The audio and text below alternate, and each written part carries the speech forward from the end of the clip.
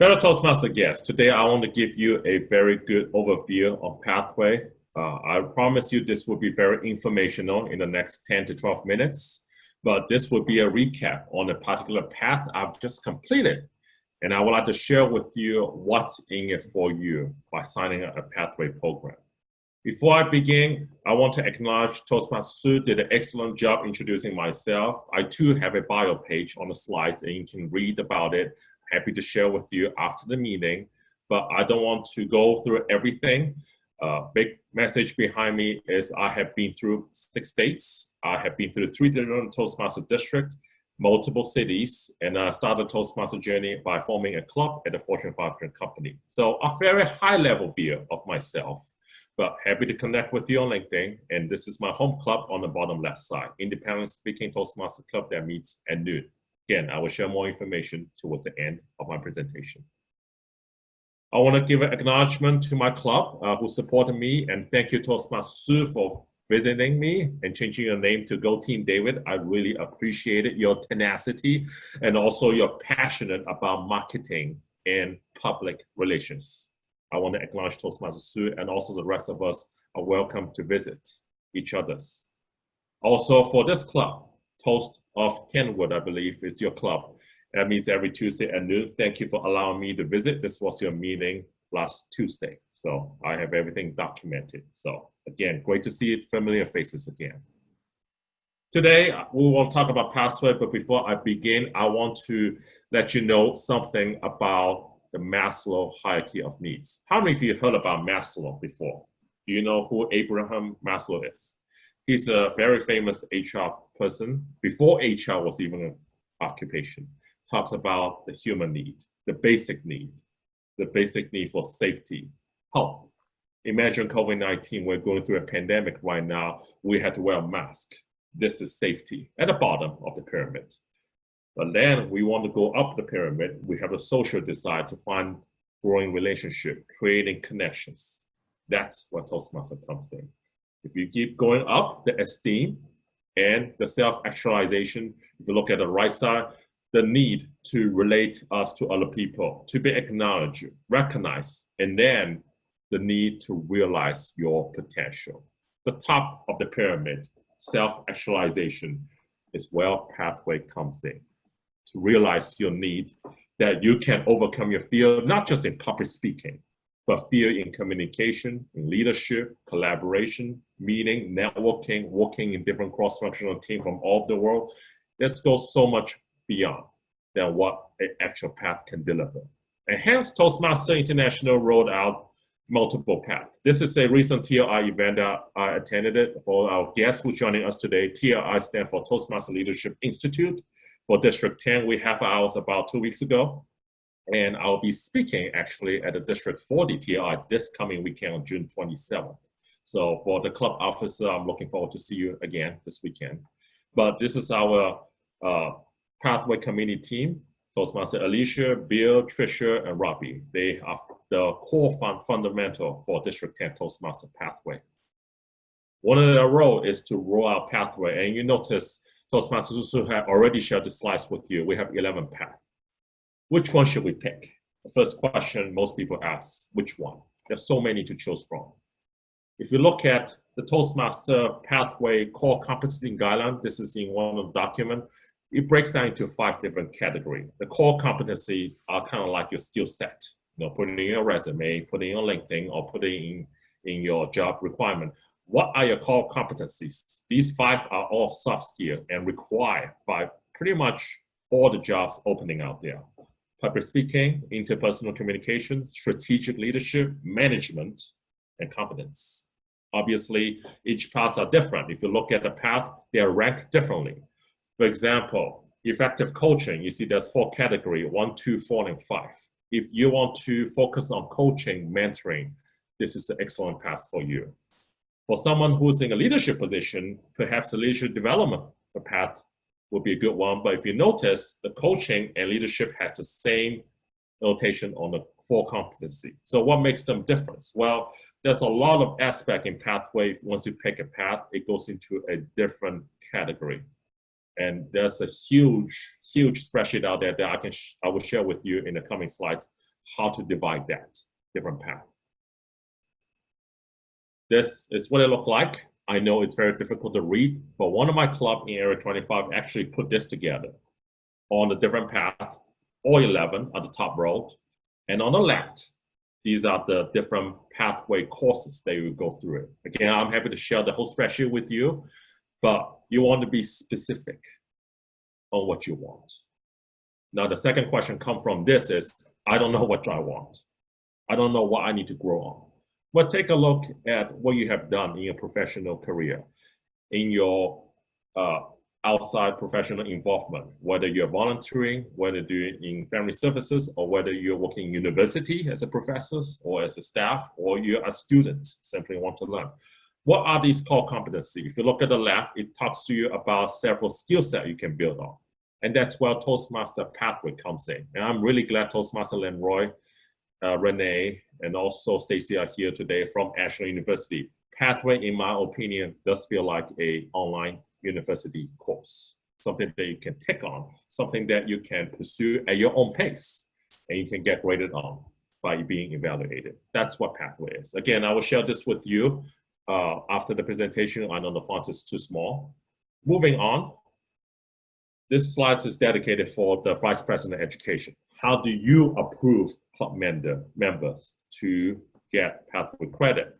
It's very simple. You can get notified. You can get a response within 48 hours, printing certification, and adding award. For me, I recently completed a Pathway project, the Visionary Communicator Project. France, I don't know if you can see this. This is my certificate. Well, another thing you can do is during the different level, you can print different certificate out. That's how you hand out rewards to different members. This is level 1. So showing your member that they're making progress, making tractions, is very, very important. Pathway is not end or be all. It is the process that counts. Too often that we look into the results. Where's my trophy? Where's my certificate? Where's my license? And go on with our lives. But think about Pathway as a path of progressions. You're starting different level 1, level 2, level 3, level 4. And I just showed you earlier slides that there's different track. It's a step-by-step program to achieve greatness and excellence. This is my path, Visionary Communicating Path. And this is one of the 11. The reason behind I'm picking this path is I want to create a vision for something that I'm passionate about. But I don't know how to do it. Anybody heard about creating mission statement? Anybody here? Raise your hand. Yes? No? Whether you're working in an organization, or you're looking for a job, or you're looking to employ somebody, or start a new business, you have to have a vision. A vision is your why. Why do you do what you do? My favorite author, leadership author, Simon Sinek, has a book, Start With Why. He used a good example with Apple. Apple, why do they do what they do? They want to change a lifestyle. The what is where the product comes in. The how is how to form a company. So always start with why, and that's why vision is very important. If you go on my track, there's a slide there that talks about what my curriculum entails. I'm not going to read through the whole thing, but it talks about the path designed to help you to build your skills in strategic communication and leadership, right here at the top. And then focusing on what? Deliver information to the group. Planning communication. A lot of those things in Pathway are very similar to our current legacy program that we use in Manual. And I did something like that before. It's called Speak to Inform. Learn how to speak to inform others, to provide information. A lot of us been through different Zoom meetings. I would say at least 50% are information. Slides, gallery view, chat box. Those are information, how you deliver information. The other half is the long-term vision, long-term personal professional vision. And how do you accomplish the vision? You have to have help of the people, the collaboration. That's what it comes in. So one of my vision that I developed through this whole Pathway project, the 5-level projects, I developed a vision.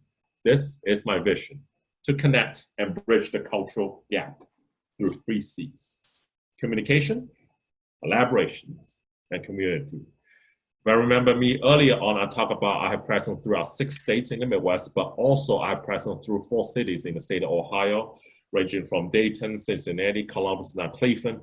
I would like to see how do I put these puzzles together, and what better way to do it by having a vision. A vision is like a glue to connect the dots, and that's my vision that I want to share with you today.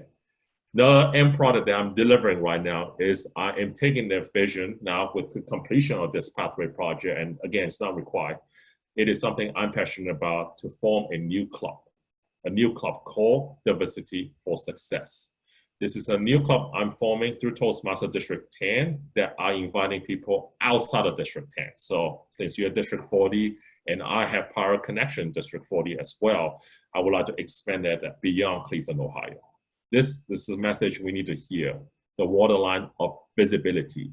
Think about an iceberg, I'm not talking about Titanic, the thing that's submerged below the waterline are the message, the core value that I want to bring upon in Toastmasters. Again, I will talk a little bit more about this weekend at the upcoming TLI in Columbus, Ohio over Zoom. So you're welcome to attend over lunch. That's my session, Special Interest Club. How do you charter them? How do you charter online attendance club? And also the ability to allow people from all over the world, not just a localized area, to attend and to participate. And last but not least, to engage. So let's talk about my takeaway. What's my major takeaway in Pathway projects? Number one, I feel like that I have made significant connections, not just quantity, but meaningful connection. I have visited about 5 clubs so far in District 40, 2 in Dayton, Ohio, 2 in Cincinnati, and 2 in Columbus, Ohio. That's outside of District 10. And I'm really honored to have our Club Growth Director, Toastmaster Craig Gollock, with us today, because the idea behind Club Growth is not quantity, it is quality. And that's the big thing I get out of in Toastmaster Pathway program. It's the quality that counts. With high quality, people come back, and more people will be coming back. And that's how you grow a crowd. It's a movement. The other thing is influence community. I kind of touched on that subject already. How do I use my vision to connect the dots? One of the C is what? It's community, right? How do I influence community? Learning to be a leader is not just learning to lead by your message, but why should people follow you? Remember what Simon Sinek said, a company that starts with why, with a cause, are the company that will last the longest. It's not about your brand, it's not about your revenue or your growth or your stock share. The last things on their mind in shareholder is themselves. They don't care about you. They want to know how much money they get back. Imagine Toastmaster. Are we shareholder here of Toastmaster, or are we employee, or are we team player? I mean, there's different category here. As Toastmaster member, we're to think ourselves, position ourselves more as a active participation member than just a shareholder. Number one, Toastmaster doesn't have a stock. I look already. Else there'll be a different story. We don't have a board of director, but we have the support team from Denver, Colorado. So how do you lead? You lead by serving other people, which is my third point. Servant leadership, and Simon Sinek is big into servant leadership.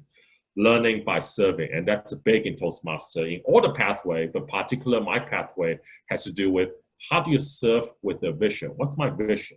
What can I do with the given a lot of time, resources, and the people that I'm connected with? Learn to serve. Last but not least is professional speaking presence. I understand some of you are not interested particularly into this trend.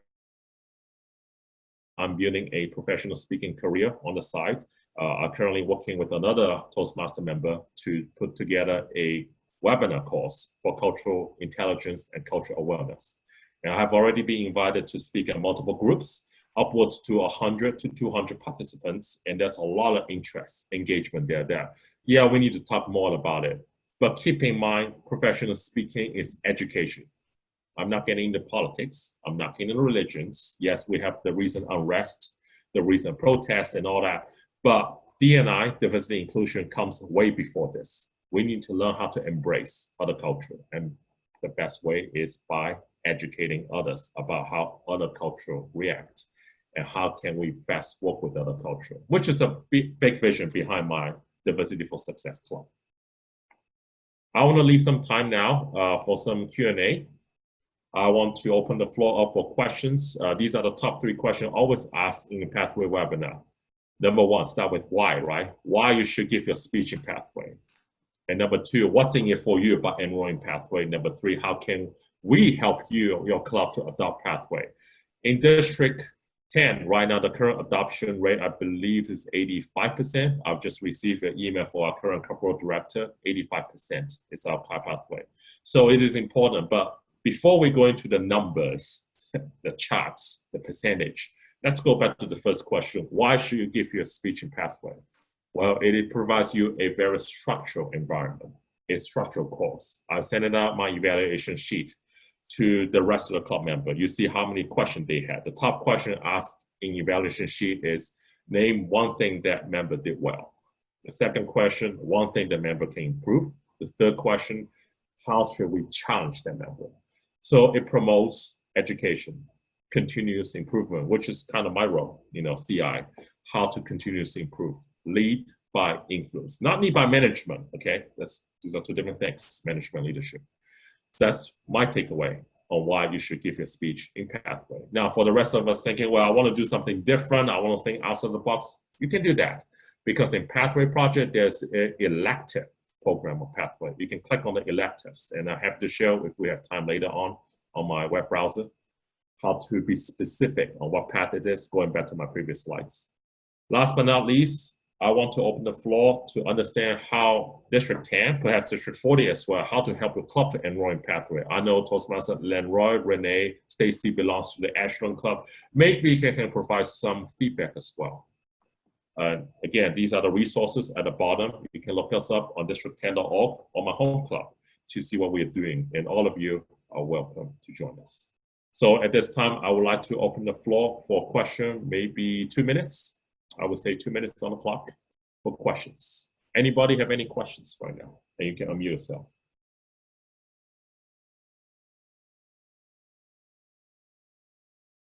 David, can you hear me? Yes, I can hear Toastmaster Sue. Okay. My question is, everybody starts at different levels. You have somebody who is a novice or maybe just starting to speak, and then you have people all the way up to almost or professional speakers. How would you guide somebody differently when they're first starting? And again, what's in it for them? And what are some ways that you have found to reduce the nervousness of the new speaker? Giving an icebreaker speech is the way to reduce nervousness. And a lot of us are thinking, icebreaker, we've been there, done that. What should we talk about? No, we don't have to be personal on that. But talk about a subject that you're interested in. For example, I know Toastmaster and everyone love to cook. You can talk about that all day long, how to cook. I know Toastmaster Sue love community involvement, advocacy, and community involvement. So she can talk with me about Cincinnati all day long. Give me a history behind Cincinnati. I also know Toastmaster Anja, you're from Germany.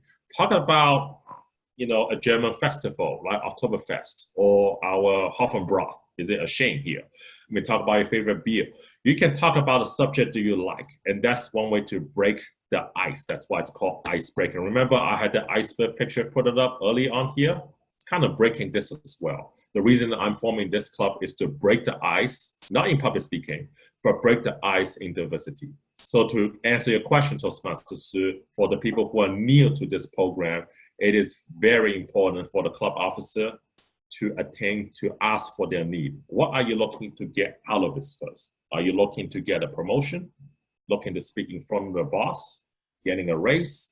Changing jobs? Finding jobs? Getting into a new school? Whatever your goal is, ask them first that question.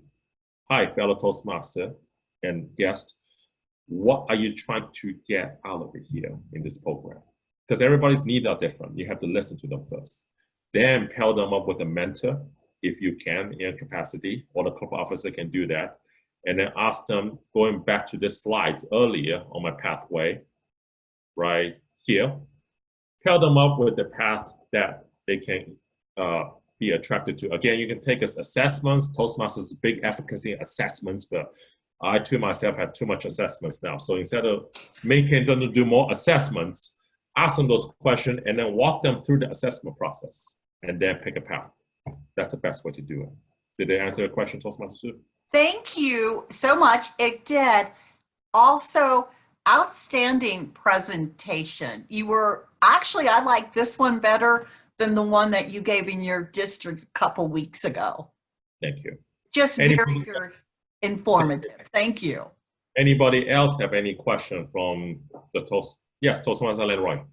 I was gonna, you've started on it already about the assessment. I was gonna say, before doing the actual speech, how do you decide which of the 11 paths to actually start? And can you give some insight with kind of the assessment tool that is being used? Yeah, I don't know. Let me see if I can stop share this and switch my gear to my Toastmaster website if we have some time. Right here, and you see my screen. I'm going to do a new share. So since I'm a Zoom master, I have the capacity to do this. This is your Toastmaster page. Once you log in, you will see there's a path called Pathway. Click on that, and then click on Choose a Path. Now, I don't know if my internet will allow me to do that while I'm sharing, but once you click on this, it will show you a path that you can actually take. There's a quiz, there's assessments on it, and how you want to select on it, what kind of path you like to answer Toastmaster Illinois' question before you even start anything, before you even get on this website, okay? What do you want to do? Write it down on a sheet of paper, the top 3 objectives you want to get out of it. Say you want to find a job, put that down. Say you want to get to a new program or you want to sell a new product, write on that. What is your 3 objectives? Then you go on this website. Again, I apologize for my slow internet. You can do printed material or Basecamp, and this is probably what I would do because it's digital, everything is online, and you can compare it about the price difference. Yeah, lots of detail here, right? You want to select your language. Again, for some of us who don't speak English, you can pick a different language as well. And I'm tempted to do that. And then you can click on this, I believe, and click on, there's 2 ways here. You can do the online assessments or you can do the path option. The path option is similar to the slide I just showed you. This is an assessment test. So depending on what you want to do, I recommend you taking the assessments here. Does that answer your question, Toastmaster Illinois? Thank you. Yeah. Toastmaster Angel, do you have anything, or your dog? You had mentioned actually that you asked them a question. You sent an email to them and asked them specific questions, or just about what you said, that they should write down their 5 objectives, what to get out, or how would you handle that? I will write down the objection first, send their objective to the club officer. I think VPE should be the one who is responsible behind this, Vice President Education, collect all of the survey, and then assign them to the path. Rather than having them to do a bunch of assessments, in my opinion, it's much better having the club officer to engage those new members, because assessment can be, the results can be false, depending on the environment you're taking assessment, how you do it, and also the way how you pronounce those things. It's different. Taking assessment, I can walk you through it, but it's just going through a little bit longer path. You can always go through the thing. Talks about these are the excuse me. These are the big areas behind it. So you're public speaking, networking, coaching. So if you think about this, this is similar to what you're trying to get out of it. So somebody might be interested in these, and you can always go forth with it. It allows you to pick the top 3. So that's the reason why I say write down 3 goals only rather than 5. Because you have to pick 3. And then you can move forward, can talk about what are you trying to do. What I would recommend the club officers go through this assessment themselves, write down these questions, and then use them as a guide to ask your member, rather than forcing your new member to go through an assessment test. That way you do the thing, you do the work for them, make their life easier. Then they can pick it directly. It's much faster. Are you able to see my screen? Yes, thank you. Do we have any other questions? David, I have 2 questions, if I could. Yes, go ahead, Toastmaster Lisa. Thank you. I'm VP of Ed starting in July, and I've noticed in the past that a lot of us seem to struggle with when we finish a level on our path, and it should go to the VP of Ed for confirmation. for some reason it doesn't. And we seem to be missing doing something to show that it's been completed and needs to go to the VP of Ed. And there seems to be different reasons for that. Okay. Do you know of what some of the more common mistakes people are making that Yeah. we can, because that's a very important part. We want to be able to recognize them, but we can't if we don't get that information. Absolutely. I'm just going to see if I can put this up on my internet on the side, but at the same time is the technical side of it on Pathway can be challenging for those of us who may not be technically savvy. I applaud your effort on Zoom, but the good thing about Pathway is it gives you the online capabilities to merge with Zoom. Since we're doing everything on Zoom, Pathway is an online program, everything are paperless, right? Once you sign up on a path, this is what it looks like. You can open your curriculum. And one of the common mistakes people make is they don't know where to start. Say I'm gonna share my level 1 project with you. These are my level 1s.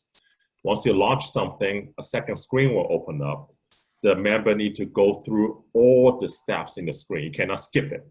Once they finish the screen, they need to click complete and close it and make sure there's a check mark here. A lot of us have this issue. There's no check mark. I can't get it because they didn't finish the whole online tutorial. This is not something like a YouTube video. You can just fast forward through it. I tried it already. Right. You have to go through different single steps. Once you completed that, these two will be available. It will become open. You need to do an evaluation, do a research speech. And after that, you will need to click on this. It doesn't look like this before. It shows mark complete. You need to mark it complete. Then you can click on this, and then it will show a certificate that you just completed. So in essence, this is an automated system if you use it right. Once you click on that, the VPE and the club president will receive an automated email, say such and such, say Toastmaster Lisa Kelso just completed level 1. This is the certificate, just informing you. Can you approve it? You have to go in there, approve that projects to make sure they pass that. So it's up to the VPE to approve each single level, make sure they have the project approved. So, oops. Wonderful. Okay, thank you so much. That is terrific. And then just one quick question, and for you, David, or for Sue or anyone, how do you select your mentors for new members? You know what? I'm going to delegate it to Toastmaster Len Roy because he's very good at this. So, Toastmaster Len Roy, would you mind answering that question? How do you delegate club mentorship, Karen? No, mentors. How do you and your club select a mentor for a new member? Yeah, for Thursday Night Toastmasters, we do have a mentorship program. We are using Toast to host our meeting agenda and all of our other communications. And within Toast, you have an opportunity to volunteer to be an actual mentor. And it's a VPE responsibility to look at what that mentee is looking for, the protege, and then the willingness of that mentor. So for example, if the mentee, the protege, is interested in really having more accountability, you probably don't want to have that person match with someone that you've had to work on their accountability. And so really looking at what the needs are.